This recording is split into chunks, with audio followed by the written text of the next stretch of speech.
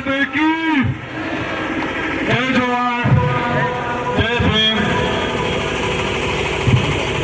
मारे भाई बहनों सबों हाथ जोड़े जय माता जी।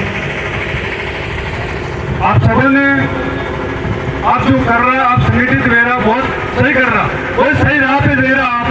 और मैं ओबीसी समाज हंडे भी बहुत शोषण ले रहा है, तो मैं आपने हाथ जोड़े रिक्वेस्ट करो। आप हमारे जितना भी जान बचाने वाला है सब भाई बहनों ने प्रेम हम जाओ हिंदुत्व वाला जो है नारा भटकाना गया मुसलमान बन जाए वो बन जाए, ये सब बात झूठी है।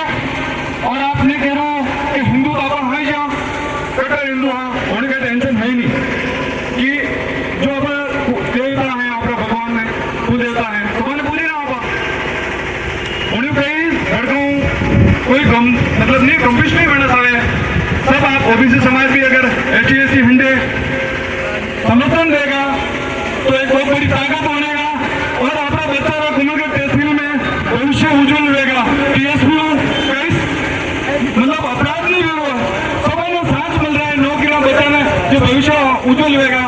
तो मोड़ा ने